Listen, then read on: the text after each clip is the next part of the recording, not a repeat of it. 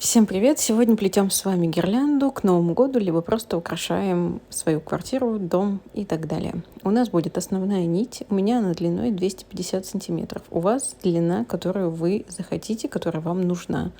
И узор сейчас, смотрите, у нас 14 на 15 сантиметров выходит, но если вы будете плести из такой же веревки крученой, как и я. Крученая веревка у меня имеет ширину 4 миллиметра, поэтому если будете из такой же плести, то получится точно такие же размеры узора на гирлянде. В общем, я уже сплела 2 узора. Сейчас будем приступать к третьему, и я вам покажу, как плетется.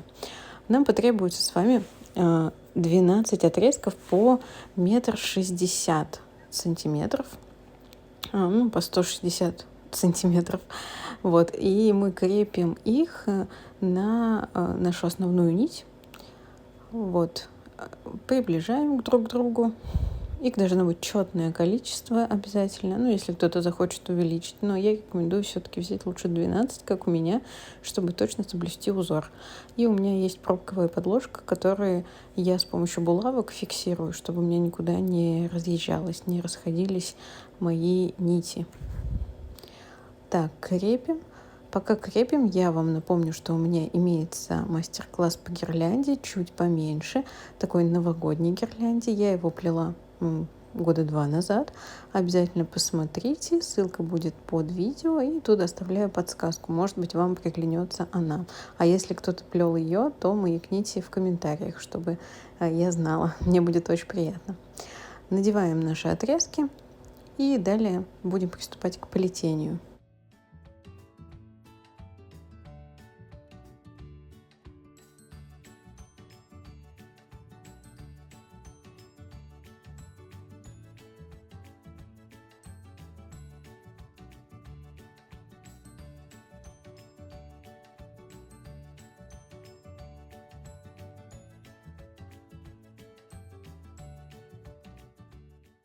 «12 отрезков у меня надеты лицевым креплением.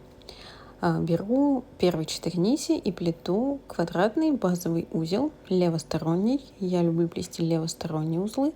Беру следующие 4 нити, плету опять же левосторонний квадратный узел. И так прохожу весь ряд. Если вдруг вы не понимаете, как плетется, то я также ссылку под видео оставлю на мои мини-уроки, где рассказываю четко за минуту, как плести узелок. Любой, что квадратный, что репсовый. В общем, все очень понятно. Оставляю все эти мини-уроки, ссылки на них под видео. Продолжаю плести, и у меня должно получиться 6 квадратных узелков. Так как нити у нас 12, да, было надето отрезков. Это получается 24 нити, делим на 4 и получаем 6 узлов. Так, а теперь соединяем первый узел со вторым, берем 2 нити от первого и 2 от второго и проделываем узелок. Сейчас мы будем не полностью плести наш ряд, а уже как бы разделим на части. Делаем следом второй узелок рядом, а третий узелок пойдет у нас не во втором ряду, а перескакиваем на третий ряд и соединяем 2 наших узла, которые только что мы сплели. Получается такой треугольничек вниз, да? С другой стороны проделываем то же самое. То есть оставляем вот эти нити. У нас должен быть треугольничек такой же симметричный получиться и справа. Один узел, второй и третий по центру. В общем-то, ничего такого сложного. Пока что идем самыми классными базовыми узлами, из которых можно сплести все, что угодно, мне кажется, только одним этим узлом. Зная один узел этот макраме, все, как будто бы можно сплести из него все. Далее мы будем делать с вами узор, который носит название бриллиант. Для этого я беру 2 нити от вершины наших треугольников, да, которые смотрят вниз, и я оплетаю все нити, которые лежат у меня в центре, 2 этими нитями. Оплетаю я тем же квадратным узлом. Только сейчас у меня используются 2 нити. И в центре у меня не 2 нити, а вот больше отрезков. Мне нужно сделать вот такой вот язычок. Здесь квадратный узел похож на язычок. Я делаю внимательно, нити все располагаю красиво, чтобы у меня все смотрели, да, очень вот этими, которые мы плели тоже, и те, которые у нас остались неплетенные. Далее проделываю квадратный узел с сбоку, вот слева. Справа я буду все зеркалить потом, когда будем плести. И сейчас по диагонали узлами мы пойдем вниз и будем брать нити, которые у нас вот торчат, висят из нашего узора. Сначала вот эти две нити, выходящие, делаем квадратный узел. Далее берем две нити ближайшие, берите ближайшие две нити и плетем опять еще узелок. И еще один потребуется узелок. Также берем две ближайшие нити. И это у нас уже будет почти центральный он.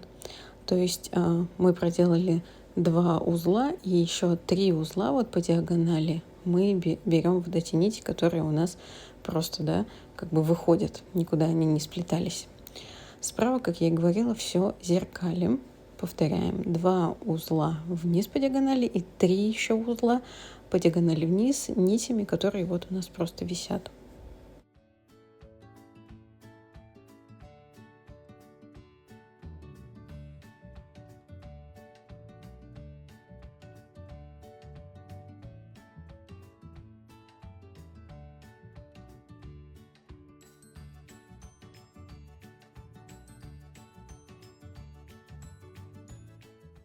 Доплели с правой стороны, и сейчас вот эти 2 узла соединяем, делая центральный один узелок. И все, соединились наши диагонали, получается. Далее мы будем плести с вами репсовый узел. Ссылка на мини-урок тоже будет под видео.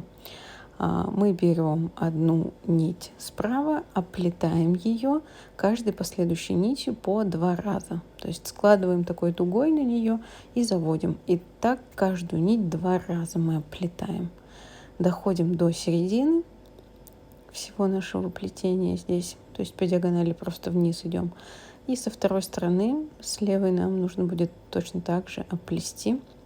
Обычно путаются люди, почему-то с одной стороны у них получаются репсовые узлы, а с другой стороны они не понимают, как плетется. Но на самом деле все точно так же и одинаково. То есть сейчас слева мы возьмем нить боковую и будем накладывать дугу и проводить, да, через нить и в дугу. Раз, два. То есть нить 2 раза на себя накручиваем с одной и с другой стороны. Мне кажется, достаточно понятно. Но если непонятно, то я уже говорила вам все ссылки в описании к видео будут, и подсказками я тут, надеюсь, пущу. Так, доплетаем нашу вторую как бы диагональ, такая стрелочка получается у нас. Да, доходим до серединки, тут уже легче. Но середину вообще вот от квадратного узла 2 нити в одну и 2 нити в другую сторону. И это будет как бы середина. Так, проплели. И сейчас нить, которая еще вот здесь выходит у нас, как бы не средняя, а вот этой боковой диагонали, мы ее тоже наплетаем на нашу нить, которую вот ведем. Есть у нас ведущая, которую мы оплетаем. Сейчас отступаем 3 нити сбоку, берем нить, которая будет у нас ведущей, и оплетаем ее теми же репсовыми узлами точно так же до конца. И вот эти 3 нити у нас как бы будут висеть уже бахромой длинной. Можно отступить 3, 4, 5, можно не отступать, можно меньше, можно больше. Это уже на ваш вкус. Мне захотелось, вернее, сделать вот так. С одной стороны я так делаю, и с другой.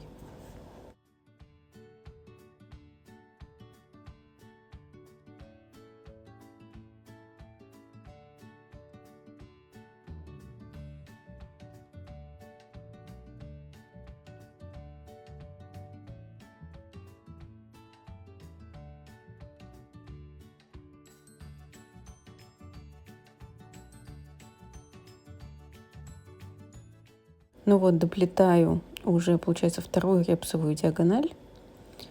Одну нить завожу, и вот та, которая была основная нить, ее тоже провожу. И все, теперь нам остается только подрезать, сделать бахрому, расчесать, возможно, кто захочет.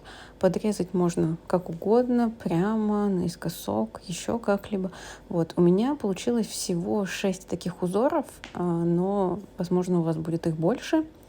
Гирлянда моя выглядит вот так, висит она здесь, никаких новогодних шаров еще пока что ничего такого не хочется. Мне очень нравится, что отрезки получились длинные. Надеюсь, что мастер-класс вам понравился.